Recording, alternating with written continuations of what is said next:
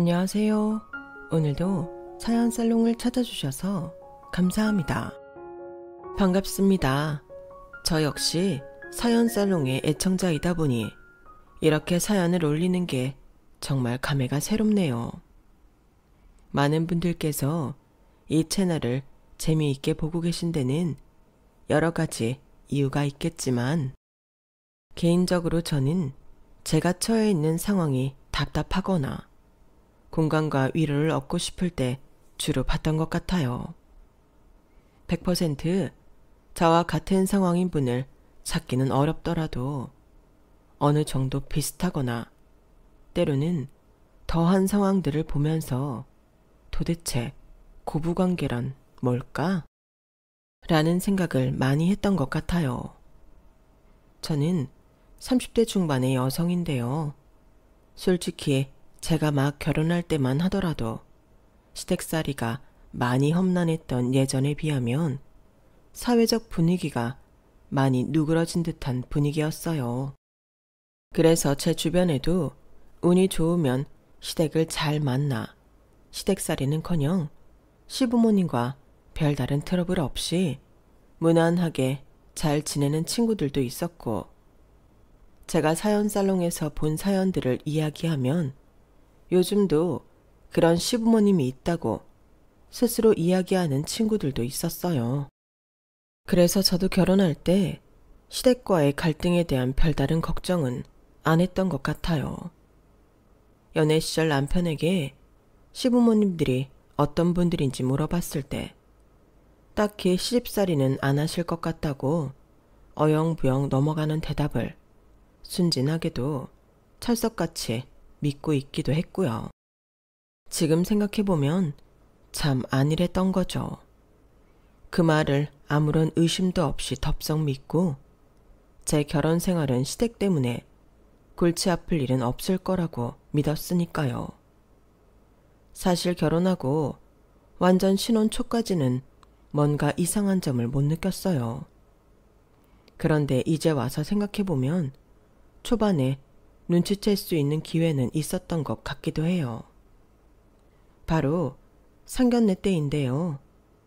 사연을 이야기하기 전 말씀드려야 할 시댁의 배경이 좀 있어요. 저희 시어머니는 명품관으로 유명한 모 백화점에 명품관 점장까지 지내시고 은퇴한 분이고, 시누이는 어머님을 따라 명품관 직원을 하고 있는 집이었어요. 어머님은 아버님과는 남편이 어렸을 적 일찍이 이혼을 하셔서 당시 아직 20대였던 시누이와 저희 남편과 셋이서 살고 계신 홀어머니셨어요. 시댁에서는 남편만 평범한 직장인이었죠.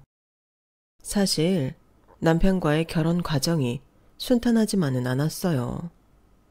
남편에겐 제가 이야기를 하지 않아 잘 모르고 있지만 저희 부모님께서 남편과 결혼하는 걸 반대하셨거든요.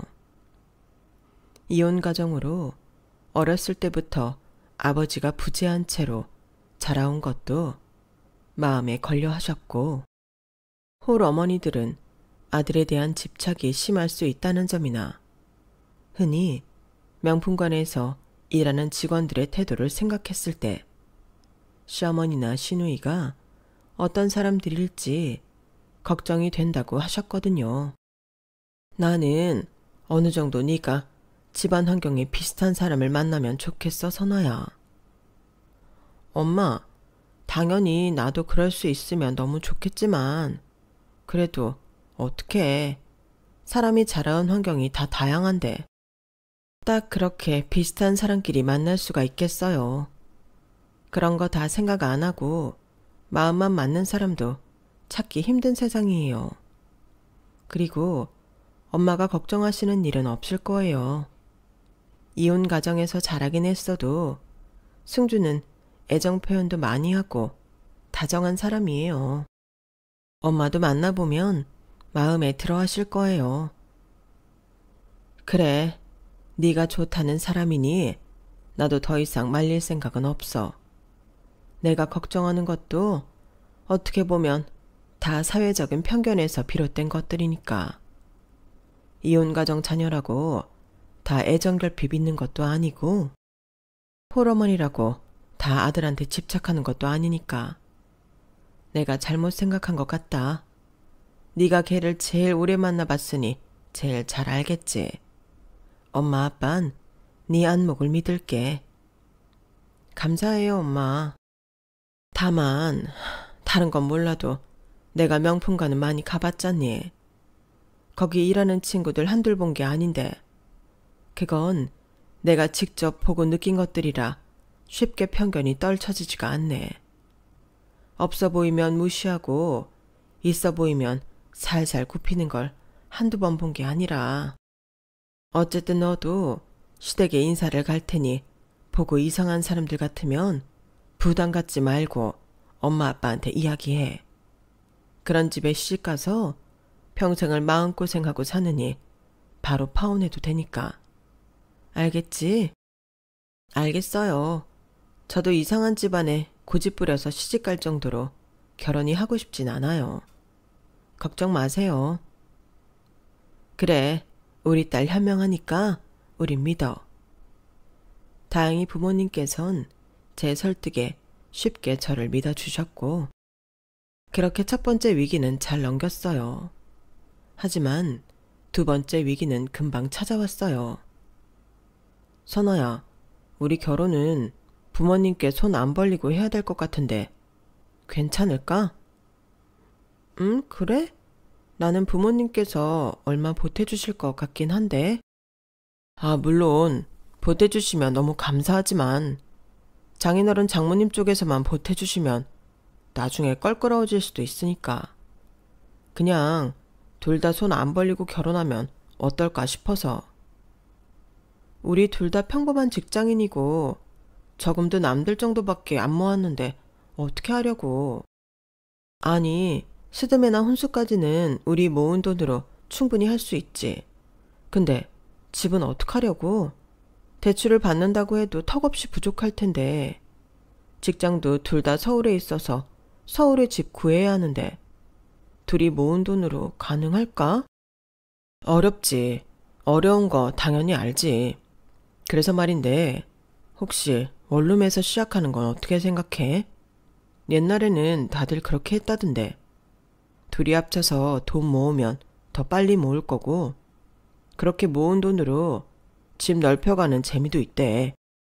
아무리 그래도 원룸은 좀 힘들지 않아? 요즘 대학생들이나 원룸에서 돈 구하지. 직장인들이 원룸에서 어떻게 같이 살아? 욕심 안 내고 살면 되지. 왜?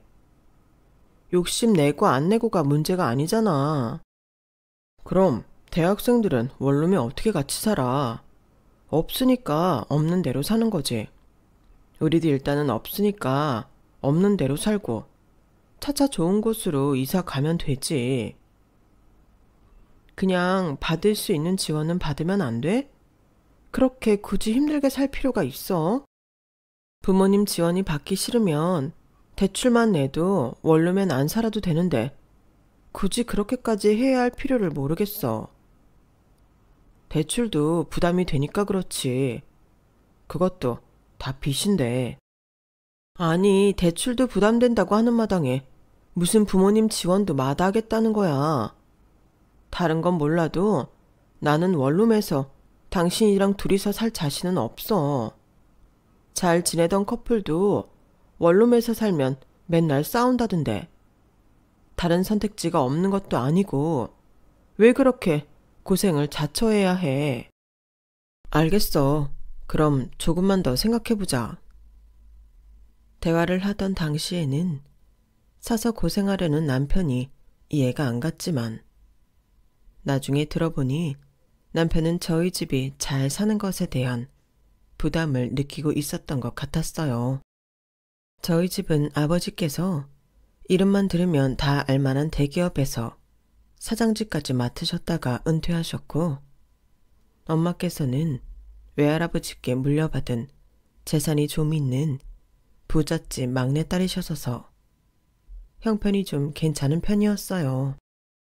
반면 남편 쪽은 어머니 혼자 외벌이로 아이 둘을 키우느라고 한때 잘 나가셨다고는 해도 노후 준비만 겨우 해두신 상태라 남편이 결혼할 때 지원해 줄 수 있는 형편까지는 못 되는 모양이었어요.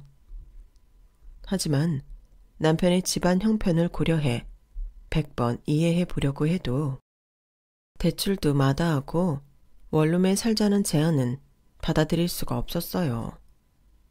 옛날이야 그렇게 시약하는 부부가 많았다고는 해도 요즘은 또 시대적 분위기가 다르다 보니 도저히 자신이 없더라고요. 그런 고충을 부모님께 이야기했더니 부모님께서 깜짝 놀라셨어요. 요즘 누가 그렇게 시작해? 승주가 부모님 도움을 못 받는 것 때문에 부담이 돼서 그렇게 말했나 본데. 그러지 않아도 된다고 전해주렴. 너랑 결혼하면 승주도 이제 우리 자식인데 자식들끼리 잘 살아보라고 보태주는 걸 가지고 부담 느끼지 말라고 해. 승준애가 형편이 안 되는데 우리 집이라도 형편이 되면 다행인 거지. 어느 쪽이든 형편이 더 되는 쪽이 돕고 사는 게 맞는 거야. 그래도 엄마 아빠는 딸이 우리 집보다 형편 안 좋은 집에 시집가는 거 마음에 걸린다고 하지 않았어요? 그건 승준애가 이혼 가정이니까 어릴 때 부모님께 받아야 할 사랑을 못 받고 자라서 너랑 지내는데 문제가 있을까봐 반대한 거고 집 형편이 그런 걸로 그런 건 아니야. 살다 보면 돈이라는 게 있다가도 없고 없다가도 생기고 그래. 승준의 집이야 사돈께서 이혼하고 혼자 번 돈으로 애 둘 먹이고 입히느라 당연히 형편이 좋을 수가 없지. 이만큼 애들 키워놓은 것만으로도 대단한데. 아무튼 그런 걱정은 하지 말고 승주 잘 설득해봐. 신혼집은 우리가 구해줄 테니까. 정말요? 감사해요, 엄마, 아빠.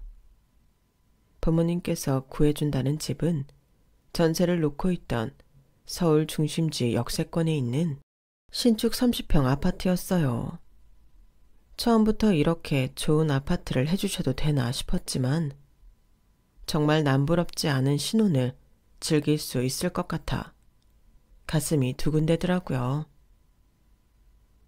아, 그래도 이건 좀 아니지 않아? 서울 외곽이나 경기도에 집을 해주신다고 해도 마다할 마당에 역세권 신축 아파트라니 집값이 장난이 아닐 텐데. 그만큼 우리가 잘하면 돼. 부담 갖지 말라니까. 와, 방 3개에 화장실도 2개나 있네. 진짜 너무 깨끗하고 좋다. 그치? 여기 하나는 우리 침실하고 당신이랑 내 옷방, 취미방 하나씩 하면 딱이겠네. 애기 생기면 애기 방 하면 되고. 아, 진짜 이렇게 받으면 안 되는데. 딱 한 번만 눈 감고 받자. 응? 이 은혜는 천천히 살면서 갚아 나가면 되잖아. 알겠어. 정말 말로 표현 못할 만큼 감사하다. 장인어른 장모님 뵈면 진짜 큰 절이라도 올려야겠다. 극구 사양하던 남편마저도 막상 집을 보러 다녀오니 마음이 갈팡질팡한 것 같았어요. 그래서 밀어붙였더니 바로 꼬리를 내리더군요. 그렇게 신혼집은 저희 부모님의 도움을 받고 혼수는 남편이 모아온 돈으로 해결을 하기로 했어요. 처음 갈등했던 것에 비해서는 평화롭게 해결이 되고 상견례만을 앞두게 되었죠.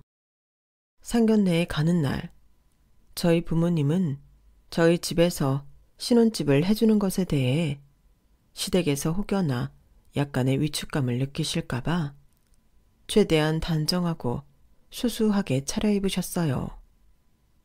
그런데 막상 상견례 자리에 도착하니 예상치 못한 광경에 내심 조금 놀라게 되더군요. 시어머니에 이어 시누이까지 명품관에서 일을 하고 있어서인지 두 분 다 머리부터 발끝까지 명품으로 도배를 하셨더라고요. 물론 중요한 자리라 격식을 차리신다고 값비싼 옷을 입고 오신 것 같아서 당시에는 별 생각이 없었어요. 또 명품관에서 일을 하면 인센티브가 상당해서 어느 정도 벌이가 괜찮다는 것도 알고 있었고, 직원 할인을 적용하면 비교적 저렴한 가격에 구매도 가능하니 직업 특성상 명품을 많이 갖고 계신가 보다. 그 정도로만 생각하고 넘겼죠. 식사가 나오고 어느 정도 서로 어색함이 풀리던 시간쯤 시어머니께서 갑자기 저희 어머니가 메고 오셨던 가방을 가리키시더라고요.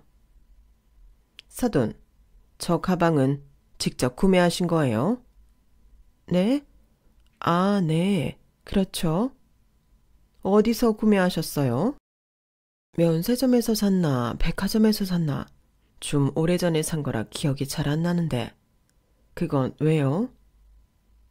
제가 명품관에서 첨장까지 해서 진품이랑 가품 정도는 구분할 줄 아는데 저건 딱 봐도 가품인 것 같아서요.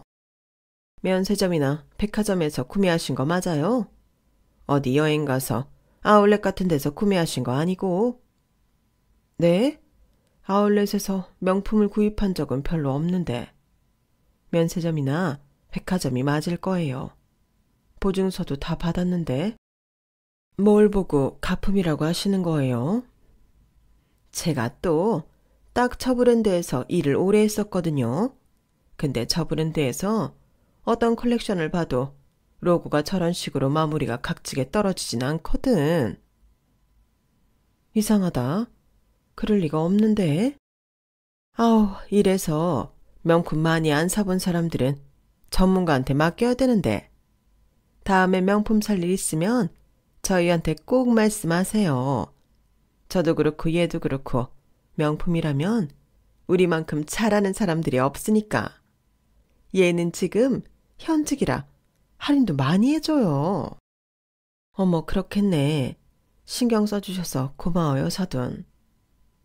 어머니는 다행히 점잖게 넘어가셨지만 일정선을 넘나드는 듯한 화법에 저는 내심 아찔했어요.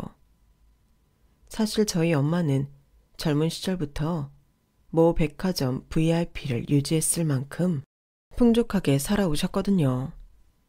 명품을 마구 사드릴 정도로 사치스러운 분은 아니셨지만 백화점에 들릴 때마다 명품관 쇼핑을 하기도 했고 명품관 매니저들과도 친밀한 사이셨어요.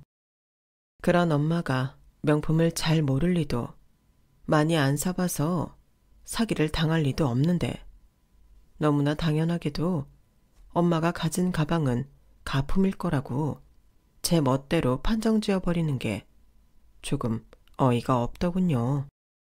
엄마, 아까 그건 제대로 짚고 넘어가지 그랬어. 엄마가 무슨 가품을 구매를 해요. 한두 번 사보신 것도 아닌데. 아니야.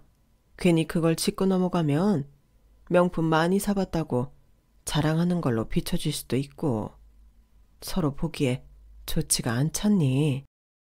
게다가 명품관 첨장까지 지내신 분인데 가품인지 진품인지 구분도 못했다고 지적하면 그건 또 얼마나 프라이드에 금이 가겠어. 그냥 지켜드릴 건 지켜드리는 게 낫지. 어차피 결혼식 이후에 뵐 일도 별로 없는데 좋은 게 좋은 거다 하고 넘어가야 나중에 별 탈이 안 나. 그래도 잘 알지도 못하면서 가품 타령하는 게 별로 보기에 좋아 보이진 않았어요. 나도 그건 네 시어머니가 경솔한 언행을 한 거라고 생각하긴 해. 명품관에서 일한 사람들 다 그런 프라이드 하나씩은 갖고 있어. 그런 것 때문에 좀 안 좋게 생각했었는데 그래도 좋게 생각해보면 직업정신 같은 거니까 너무 나쁘게만 보지 말자. 묘하게 기분 상했던 것도 잠시. 막상 엄마께서 그렇게 말씀하시니 저도 납득이 가서 그 일은 금방 잊어버렸어요. 그날부터 결혼식 날까지는 시댁에 대해 별다른 감정도 갈등도 없이 결혼이 진행이 됐던 것 같아요. 문제는 신혼여행을 다녀온 이후부터였죠. 신혼여행 선물로 나름대로 좋은 선물을 드리겠다고 시어머니와 시누이에게 명품 지갑을 선물했는데 받자마자 둘 다 눈살을 찌푸리고는 뜯지도 않는 거예요. 어머님, 아가씨, 왜 그러세요? 한번 뜯어보세요. 그래요, 엄마. 윤주야, 사온 사람 성의가 있는데 빨리 뜯어봐요. 이 사람 이거 고른다고 얼마나 신중했는데. 아, 진짜 미치겠다. 그래. 이것도 사라면 적은 돈 아니니까. 정성은 알겠는데 이 브랜드는 명품으로 쳐주지도 않아. 그건 알고는 있는 거지? 네? 명품으로 안 쳐준다고요? 네, 새언니. 모르셨어요? 요즘은 이 브랜드 구입하는 연령대가 많이 낮아져서 명품으로 안 쳐줘요. 꽤나 소나 다 사는 게 무슨 명품이겠어요. 우리 같은 사람들 사이에서는 좀 들고 다니기 나쁘끄러워진 지 오래긴 한데 명품 잘 모르는 사람들은 아직도 명품으로 보긴 하니까 성의가 있으니까 우선 받기는 할게요. 그래. 특히나 나같이 나이 있는 사람은 이제 들고 다니기 우스워지긴 했지. 그래도 어느 정도 희소 가치가 있어야 명품이 명품 취급을 받는데 이거 접근성이 이렇게 떨어져서요, 원. 그래도 외국에서 사온 걸 환불받을 수도 없으니 어쩔 수가 있나. 마음만 받을 테니 이건 네가 써라. 아가씨는 못 이긴 척 제가 드린 선물을 받아 챙겼지만 시어머니는 못마땅하신 얼굴을 숨기지 않고 제품의 선물을 도로 들이미셨어요. 제가 선물해드린 명품 브랜드가 최근 구입 연령대가 예전에 비해 낮아진 건 알고 있었지만 제가 구입한 제품들은 하이엔드 컬렉션 라인 제품들이었어요. 결코 만만하게 볼만한 선물들이 아닌데 너무 속상해서 말도 안 나오더라고요. 명품을 잘 아는 분들이니 엄마 의견까지 물어가며 신중하게 고른 제품들인데 포장지를 뜯기도 전에 브랜드 로고만 보고 이런 취급을 받는 게 황당했어요. 옆에서 제가 선물 고르는 걸 지켜본 남편도 이건 아니다 싶었는지 나서더라고요. 엄마, 그래도 사람 성의를 봐서 적어도 선물 열어보는 신용이라도 하셔야죠. 어떻게 너나 가지라는 듯이 품에 던지시면 어떡해요. 쓰지도 못하는 선물 사가지고 온 거 보면 줄 마음도 없었던 거지.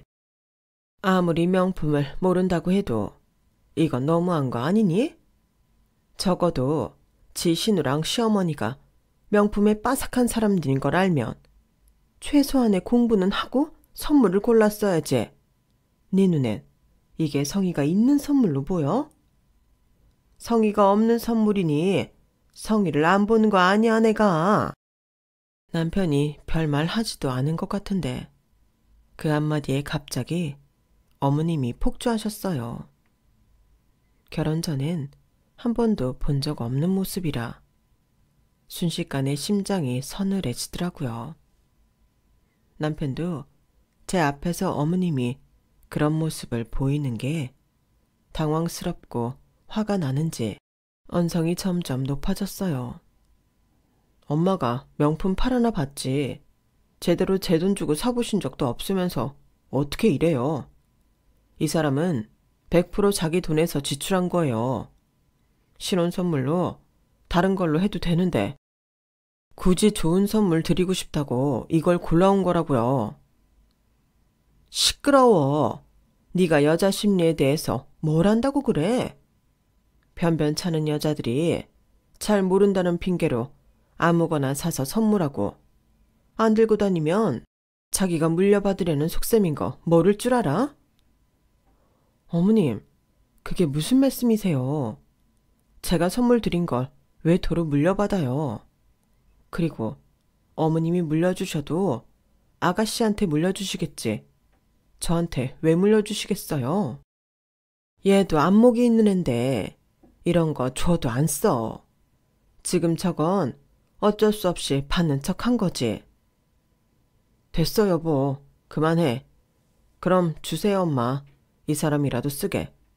엄마가 몰라서 그러는데 이것도 다 장모님께서 조언해 주셔서 고른 거예요. 그래서 니네 장모가 뭘 하는데? 가품이나 쓰는 촌스러운 양반이 뭘 한다고? 아, 진짜 가품이나 쓰는 촌스러운 양반이라고요? 제가 뭔가 화를 내기도 전에 남편이 더 길길이 날뛰어서 오히려 남편을 말리느라 바빴어요. 남편은 저를 봐서 화를 꾹꾹 눌러 참으려다가 결국은 폭발했어요. 사실 엄마한테 말씀 안 드린 게 있는데요. 저희 신혼집도 다 장인어른 장모님이 세 주던 집 빼서 저희 해주신 거고요. 장모님은 대대로 부잣집이셔서 엄마 예전에 잠깐 다니다 잘리셨던 압구정 백화점 있죠? 거기 VIP세요. 뭐라고? 아니, 그 아파트는 사돈이 돈 약간 보태주고 나머지는 다 너네 대출 내서 산 거라며. 이게 다 무슨 소리야? 저 집이 무슨 돈이 있어서. 아니, 그리고 뭐? 안사돈께서 압구정 백화점 VIP였다고? 그게 말이 돼? 그때 봤던 그 가방 딱 봐도 가품이었는데? 다 허풍 아니야? 허풍은 무슨 허풍이에요. 상견례 때도 딱 봐도 저희 집 기 안 죽이시려고 수수하게 차려입고 오셨던데 엄마 거기서 장모님 가방 보고 가품이네 뭐네 해서 제가 얼마나 수치스러웠는지 아세요? 제발 아는 척, 잘난 척 좀 적당히 하세요. 이 녀석이? 그래도 며느리 앞에서 지 엄마 키를 죽여? 조용히 안 해. 그래 오빠, 그만 좀 해. 보기 안 좋아. 해도 너무하니까 그렇지. 다시는 선아한테 그러지 마세요. 선언이 집 차이가 나도 오히려 우리가 나지. 우리 집이 무시할 만한 그런 집안 아니에요. 그래 알겠다. 잘났어. 잘났다고. 그렇게 남편과 시어머니의 싸움이 벌어진 후 시누이와 제가 겨우 뜯어말리고 집으로 돌아가는데 너무 걱정이 되더라고요. 저 대신 화를 내준 건 너무 속이 시원했지만 결과적으로는 시어머니 자존심에 상처를 입힌 거나 다름없었으니까요. 여보, 앞으로 어머님이 나 더 미워하시는 거 아니야? 어떡하지? 됐어, 신경 쓰지 마. 그러지 말라고 내가 오늘 한 소리 한 건데 설마 그러시겠어? 이런 얘기까진 별로 안 하고 싶었는데 우리 엄마가 좀 집이 잘 살고 못 살고에 대해서 차별이 좀 심하셔. 우리 집도 그렇게 잘 사는 거 아니면서 그런 모습 볼 때마다 나도 좀 한멸났던 것도 있어서 오늘 폭발했나 봐. 잘 알지도 못하면서 그러시니까 더 화가 나더라고. 맞다. 그럼 우리 부모님이 신혼집 한 건 왜 숨긴 거야? 차라리 처음부터 이야기했으면 그렇게 무시할 일도 없는 거 아니야? 아까 당신이 어머님이 그거 모른다고 하셔서 너무 깜짝 놀랐어.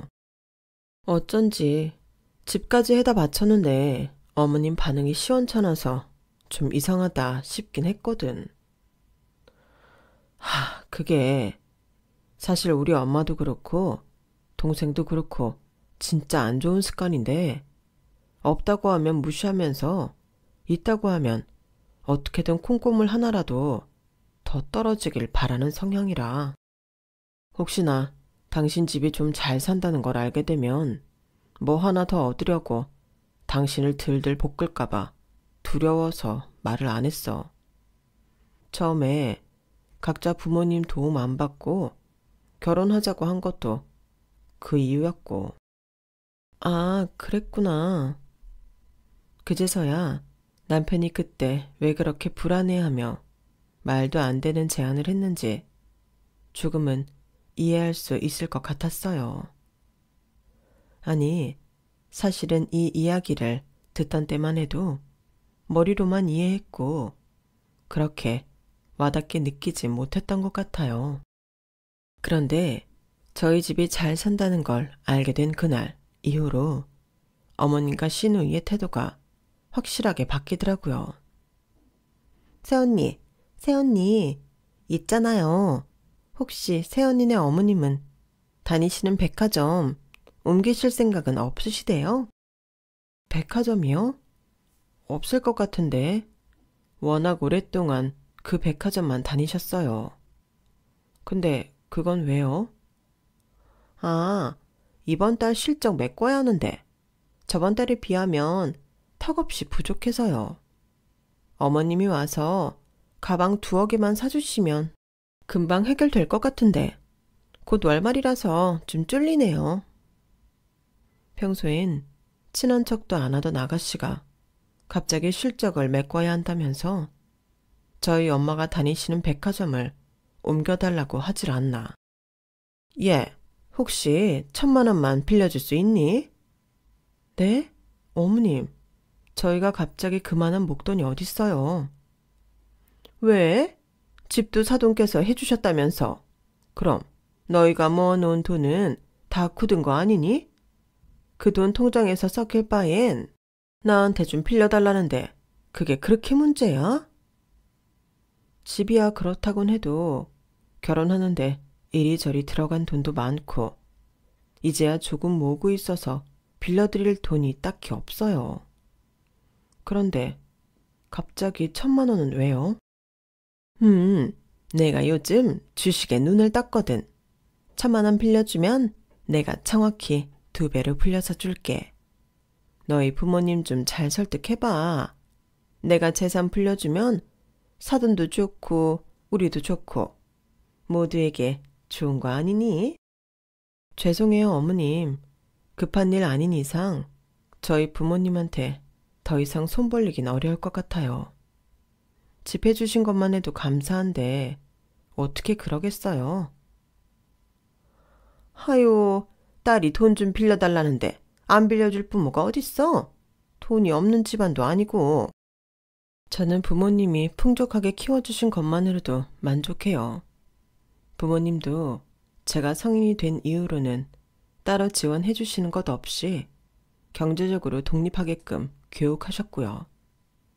저는 부모님 도움 없이 제가 해결할 수 있는 건 해결하면서 살고 싶어요.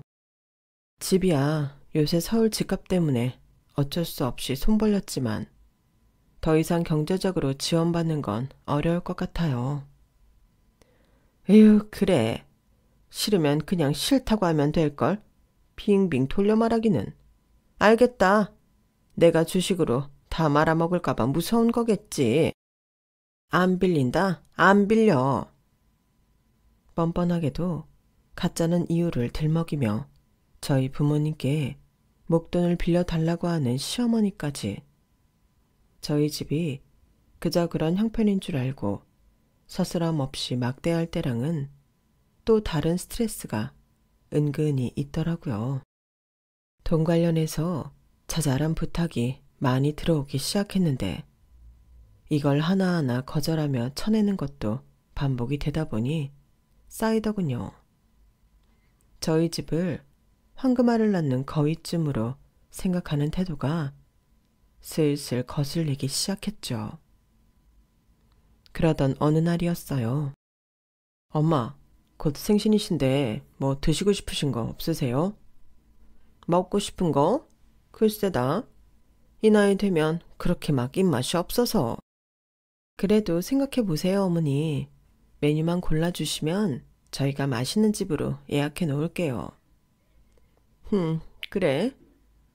곧 시어머니의 생신이 다가오고 있었어요.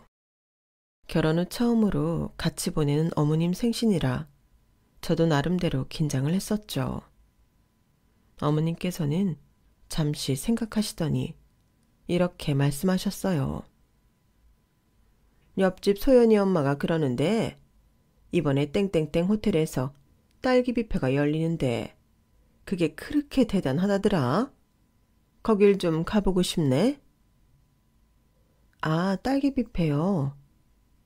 어머님, 근데 거기는 정말 말 그대로 딸기 뷔페라 거의 대부분이 딸기 관련된 음식만 있고 식사를 제대로 하시기엔 애매할 수도 있는데 괜찮으세요?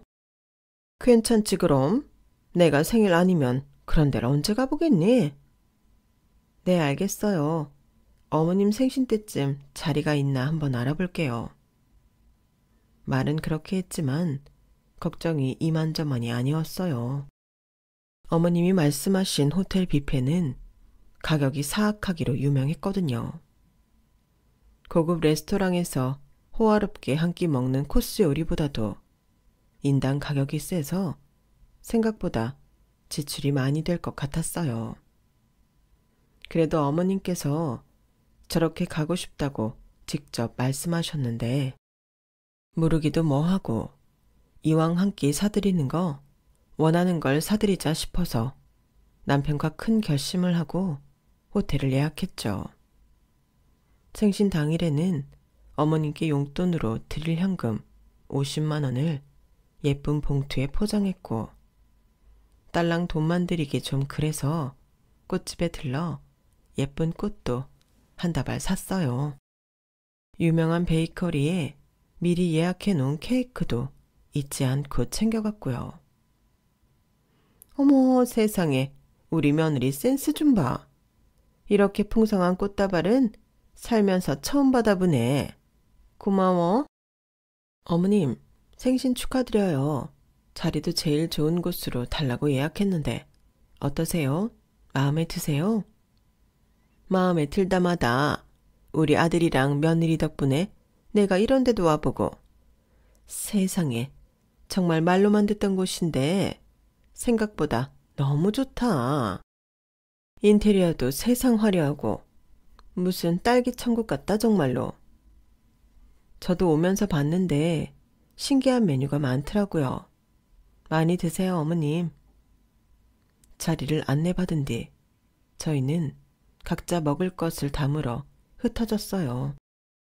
솔직히 말하면 호텔 분위기도 너무 좋았고 딸기 디저트류는 정말 기성천외할 정도로 종류가 다양해서 새로운 느낌이 들어 좋았지만 먹을 게 없긴 하더라고요.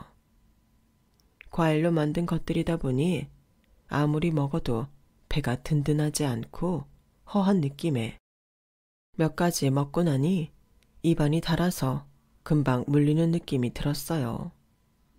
어머님도 마찬가지셨는지 2접시 정도 신나게 드시더니 금방 수저를 내려놓으시더라고요. 어머님, 더 드시지 왜 벌써 안 드세요? 딸기만 잔뜩 먹었더니 물린다, 물려. 저쪽에 다른 입가심할 메뉴도 조금 있던데 갖다 드릴까요? 아까 먹어봤지. 근데 여기는 딸기류 아니면 음식 맛이 영 별로네. 왜 딸기만 있는지 알 것 같아. 그래도 생신인데 너무 부실하게 드시는 거 아니에요? 그렇게만 드시면 금방 배고파지실 텐데. 그치? 얼른 먹고 나가서 다른 거 먹자. 여기 호텔 2층에 레스토랑도 있던데 거기 음식이 그렇게 맛있다더라고. 차라리 제대로 식사를 하는 게 낫겠어. 네? 어머님, 레스토랑을 또 가시게요? 당연한 거 아니니? 젊은 애들이야 이런 거 환장하고 많이 먹을 수 있겠지만 나이 든 사람들은 못 먹어. 이건 뭐 식사 같지도 않은데 달기만 잔뜩 따라서 더 이상은 못 먹겠다. 너희도 얼른 먹고 정리해. 솔직히 너무 당황스럽고 어이가 없었어요. 어머님이 오자고 하셨고 보통 가격 때문에라도 여길 1차나 2차로 오지는 않는데 조금 드시는 척만 하고 바로 위층 레스토랑에 가자고 하시는 게 이해가 안 됐어요. 게다가 위층 레스토랑 역시 호텔 레스토랑이라 가격이 만만치 않았거든요. 그래서 음식을 리필하러 가는 척 남편을 불러 이야기했죠. 여보, 근데 이건 좀 아니지 않아? 우리가 생각해 놓은 예산이 있는데 우리 둘에 어머님의 아가씨까지 인원이 4명인데 여기 계산하고 위에 레스토랑까지 먹으면 식비만 2배로 깨지잖아. 그러게. 그러니까 뭐 이런 데를 고르셔가지고 난 엄마가 하도 와보고 싶다고 노래를 부르시길래 오면 많이 드실 줄 알았어. 그냥 레스토랑은 내 선에서 자를게. 그래도 돼? 그래도 생일인데 저렇게 부실하게 드시게 둬도 되나? 어쩔 수 없지. 우린 엄마가 원하시는 대로 해드린 죄밖에 없는데. 단호한 남편의 말에 마음이 한결 편해진 것도 잠깐이었어요. 뭐? 이것만 먹고 끝내자고? 네, 엄마.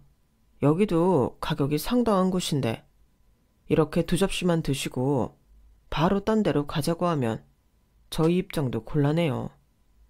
레스토랑 가격이 한두 푼도 아니고. 그리고 알아봤는데 여기다 예약제라서 지금 바로 가기도 힘들어요.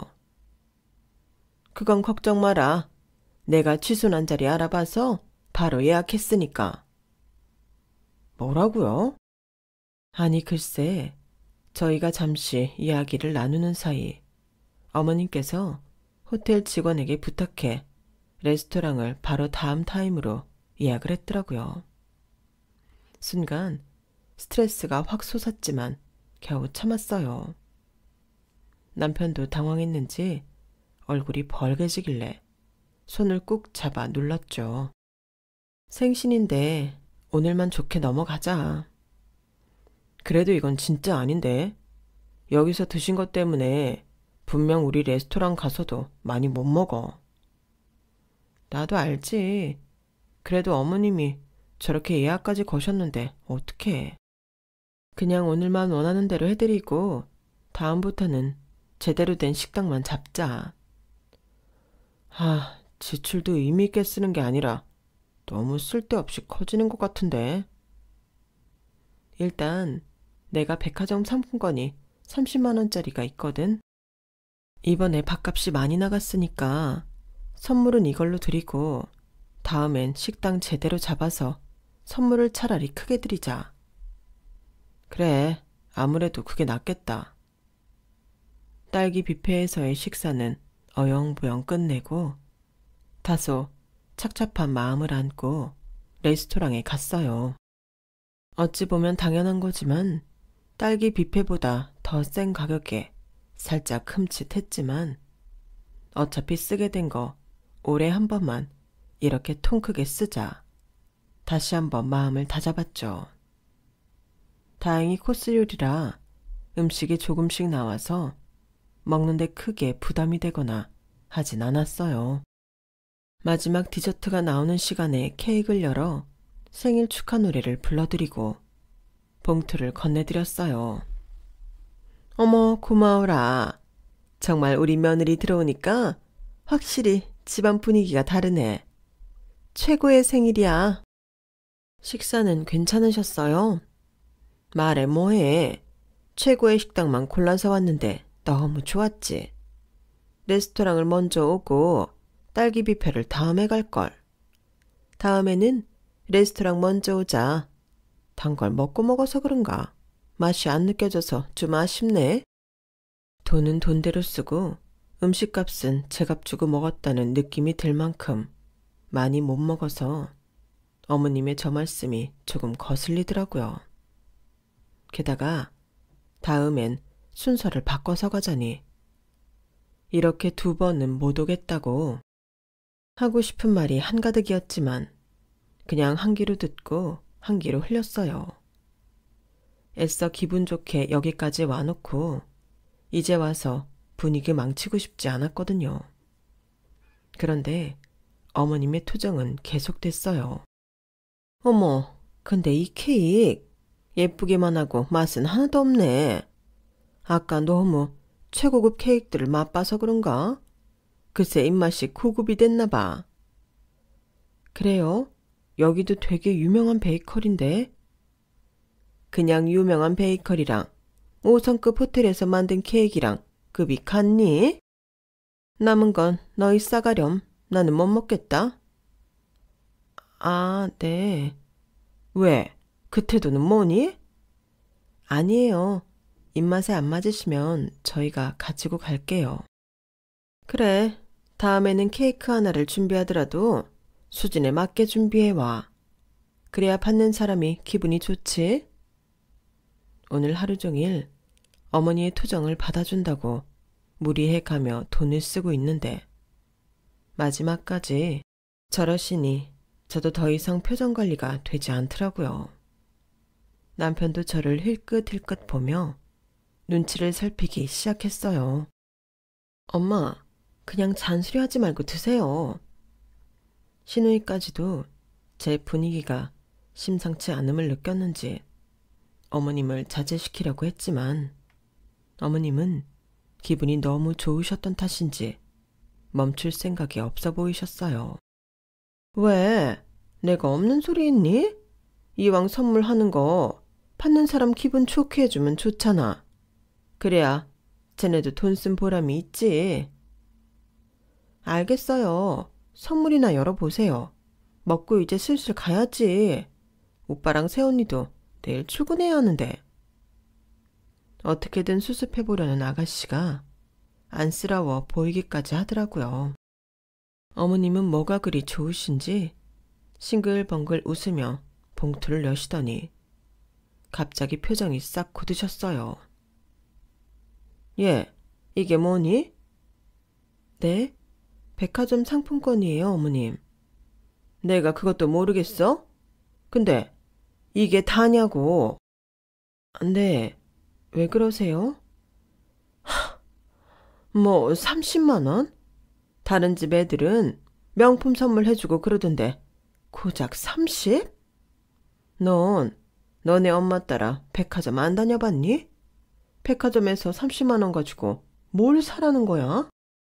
이걸로 구두 한 짝이라도 제대로 된 거 살 수 있는 줄 알아? 어머님, 그건 명품 기준이고 일반 제대로 된 브랜드에서 30이면 좋은 구두 사고도 남죠. 왜요? 딸기 뷔페에 호텔 레스토랑에 가고 싶다는 데는 다 모시고 갔는데 이젠 선물도 마음에 안 드세요? 오늘 예상에도 없이 지출한 돈이 얼만데 사람 속도 모르고 저런 소리를 하나 싶으니까 저도 모르게 욱하더라고요. 그래, 내가 말했지? 사람이 수준이란 게 있다고. 나나 얘나 다 명품관에서 오래 일한 사람들이야. 품격 없이 일반 브랜드 구두를 어떻게 신고 다녀? 발 다 상하게. 30은 어디다 쓰라고 30이야. 어머님 어차피 명품 사다 드려도 이런저런 핑계로 마음에 안 든다고 생트집 잡으시는데 저희가 매번 생신마다 명품 갖다 바쳐야 해요. 저희요, 그럴 돈 없고 그러고 싶지도 않아요. 그리고 오늘 어머님 변덕 때문에 쓸데없이 나간 돈만 얼만데 30도 부족하다고 하세요. 안 쓰실 거면 주세요. 저라도 쓰게. 이게 하다하다 누굴 거지로 하나? 누가 시어머니 생신에 돈을 딸랑 30만 원을 줘. 너네 친정에서 그렇게 가르쳤어? 자, 가져가라. 가져가. 응? 이 코딱지만한 돈 줘도 안 가져. 가져가! 제가 말대답한 게 화가 나신 건지 어머님은 눈에 불을 켜고 봉투에 담겨있던 상품권 30만 원을 제게 던지시고는 제 뺨을 때리셨어요. 고개가 확 돌아가며 얼얼함이 느껴지자 그제서야 상황이 실감이 나더라고요. 순간 오늘 하루 동안 노력한 게 물거품이 된 것 같은 비참함에 고개가 차마 바로 안 들리면서 저도 모르게 눈물이 바닥에 후두둑 떨어지기 시작했어요. 엄마, 지금 이게 뭐 하는 짓이에요? 그만하세요. 제게 봉투를 집어 던지고도 분이 안 풀렸는지 달려드는 시어머니를 남편이 저지하고 있는데 갑자기 머리 위에서 짝 하는 소리가 들리더라고요. 깜짝 놀라 고개를 들었더니 어머님의 고개는 돌아가 있었고 제 앞에는 익숙한 뒷모습이 보였어요. 엄마. 이 인간이 어딜 남의 집 귀한 딸 얼굴에 뺨을 날리고 봉투를 던지기는. 누구는 손이 없어서 못 때리는 줄 알아? 사돈, 이게 지금 뭐 하는 짓이에요? 명품관 다닌다 할 때부터 품격 떨어지는 줄은 알았다만 내가 당신 같은 사람들 한두 번 보는 줄 알아? 없어 보이면 무시하고 있어 보이면 설설 기면서 어떻게든 뜯어내려 하고. 그게 직업정신이면 모르겠는데 아주 일상에서도 이러고 사니까 당신 같은 사람들이 그 사람들 다 욕먹이는 거야. 자식들 형편 그저 그런 거 뻔히 알면서 등골 휘어지게 대접해주면 고마운 줄 알아야지. 돈이 적다고 사람 성의를 우습게 여겨? 사돈, 그렇다고 다짜고짜 제 뺨을? 진짜 어이가 없네. 경찰서에서 만날까요? 나 합의금 높게 부를 거예요. 이 상황에서도 합의금 같은 소리 하네. 먼저 내 딸 때린 건 당신이야. 아직 정신 덜 차렸어요? 아니, 사람 말을 들어보지도 않고 왜 이래요? 당신 딸이 잘못했을 수도 있지. 제가 두 눈 똑바로 뜨고 먼저 달려들었다고. 엄마께선 친구분들과 식사를 하러 오셨다가 저희를 발견한 모양이었어요. 친구분들이 주춤거리며 엄마 쪽으로 다가와 말리려고 하시더라고요. 저도 얼굴을 아는 분이라 너무 부끄러웠죠. 미선아, 화난 건 알겠지만 그만해. 저기 아줌마, 우리 선아 함부로 대하지 마요. 귀한 집 따님이야. 현숙점장 아니에요? 고객님? 엄마 친구분께서 갑자기 저희 시어머니께 아는 척을 해서 다들 깜짝 놀랐어요.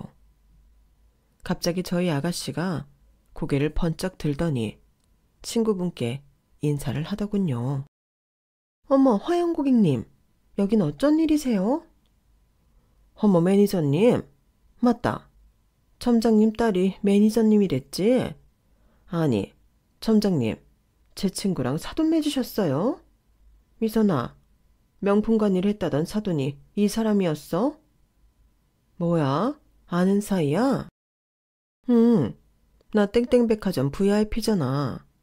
그때 내가 현숙 점장님 실적도 많이 올려주고 따님이래서 경아 매니저님 매출도 많이 올려줬는데 남의 집 귀한 딸을 다짜고짜 때리질 않나 얼굴에 봉투나 던지고 이런 분이셨어요? 저기 고객님, 정 떨어져서 저 브랜드 다시는 못 가겠네. 경아 매니저, 유감이지만 나 담당자 바꿔야겠다. 나랑 다니는 내 친구들 있죠? 걔네랑도 싹 같이. 미안해요. 경아 매니저한테 악감정은 없지만 내 친구, 내 조카 같은 애가 이런 꼴을 당했는데 나도 참을 수가 없네. 고객님, 잠시만요. 제 말 좀 들어보세요. 아, 엄마 뭐해? 얼른 와. 나 저 고객님은 꼭 잡아야 돼. 응? 아니, 점장님은 나 따라 나오지 말고 우리 미선이랑 선아한테 사과부터 하세요. 안 그럼 나 한마디도 안 할 거니까. 단호한 엄마 친구분 말씀에 시어머니와 아가씨는 사색이 되더군요. 보아하니 엄마 친구분께서 실적을 올려준 게 한두 번이 아닌 모양이었어요. 시어머니는 난처한 얼굴을 하더니 어머니께 두 손 모아 빌기 시작하셨어요. 사돈, 제가 너무 흥분해서 손이 멋대로 나갔나 봐요. 이건 없던 일로 하죠. 네? 이걸 어떻게 없던 일로 해요? 내가 보는 앞에서 내 딸이 당했는데 내가 안 보는 곳에선 얼마나 심하게 한 거예요? 아니에요. 이번이 처음이에요, 이런 적은. 제가 경솔했네요. 친구분께 말씀 좀 잘 해주세요. 오해 없게. 네?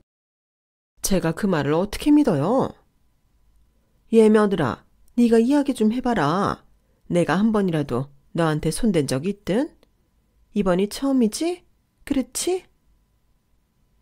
손대신 적은 처음 맞아요. 그런데 솔직히 뭐 선물할 때마다 이런저런 핑계로 트집 잡으셔서 힘들었던 건 맞고요. 제가 참지 않고 이야기하자 시어머니 얼굴이 더 파랗게 질렸어요. 미안하다, 미안해. 다시는 안 그럴게. 난 네가 잘 사는 집 딸인데 그 정도밖에 선물을 안 해서 날 무시하는 줄 알고 그랬다. 저희 부모님이 돈이 있으신 거지 제가 돈이 많은 건 아니에요. 어머님, 저 경제적으로 독립한 지 오래예요. 따로 생각해 주셨으면 좋겠네요. 그래. 내가 오해했다. 미안하다. 사돈, 친구분께 말씀 좀 잘해주세요. 저 현직에 있을 때부터 저희 딸까지 완전 단골인 분이세요. 저분 없으면 실적 메꾸기 정말 힘들어져요. 많이 다녀보셨으니까 아시죠? 생각보다 더 간절해 보이는 시어머니와 별다른 죄 없이 같이 죄인처럼 있는 아가씨를 보고 엄마께선 마음이 조금 약해지신 것 같았어요. 그래요, 뭐 따님은 죄 없으니까. 이번은 저도 손이 나갔고 하니 없던 일인 셈 치죠. 그런데 한 번만 더 이런 일 생기거나 제 눈에 띄면 그땐 정말 가만히 있지 않을 거예요. 땡땡 백화점에 다니는 제 친구 많아요. 백화점은 좁아서 소문도 빠른 거 아시죠? 따님이라도 백화점 잘 다니게 하고 싶으면 알아서 잘하세요. 아시겠어요? 네네, 죄송합니다, 사모님. 시어머니는 실수로 저희 엄마께 습관처럼 사모님이라는 말을 뱉었지만 너무 당황하신 나머지 스스로 실수를 눈치채지 못하신 것 같았어요. 솔직히 좀 웃음이 나올 뻔했지만 가까스로 참았죠. 그날 백화점 상품권은 정말 그대로 돌려주셨고 이후로는 저희가 준비하는 대로 어떤 선물이든 달게 받으시더라고요. 조금 어색해지셨는지 제게 이런저런 귀찮은 말씀하시는 것도 확연히 줄어들었고요. 예전보다는 보이지 않는 벽이 생긴 것 같았지만 지내다 보니 차라리 이게 편한 것 같네요. 선 없이 친밀해져서 선을 넘나드는 것보단 선을 철저하게 지키는 편이 트러블이 안 생기더라고요. 참 가까우면서도 먼 거리를 필수적으로 유지해야 하는 것이 고부 갈등인 것 같아요. 꼭 이런 계기가 있어야만 시댁에서 먼저 선을 지켜준다는 게 씁쓸하기도 하지만 어찌됐든 저는 결혼 생활을 시작하고 얼마 안 돼요. 바로 선이 생긴 거라 마음이 편안한 건 사실이에요. 그날 엄마가 그 호텔에서 약속이 없으셨다면 그 뒤로 제가 감당해야 했을 시집살이가 어땠을지 생각하면 상상만으로도 끔찍하답니다. 앞으로 시댁한테 효도할 돈으로 친정에나 더 효도하려고 해요. 남편도 제 입장을 이해하다 보니 시댁은 남편이 알아서 잘 챙기기로 했고요.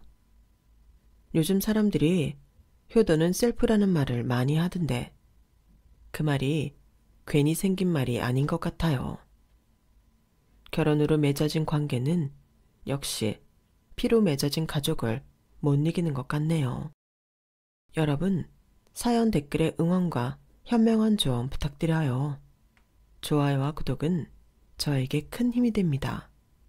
오늘도 좋은 일 가득하세요.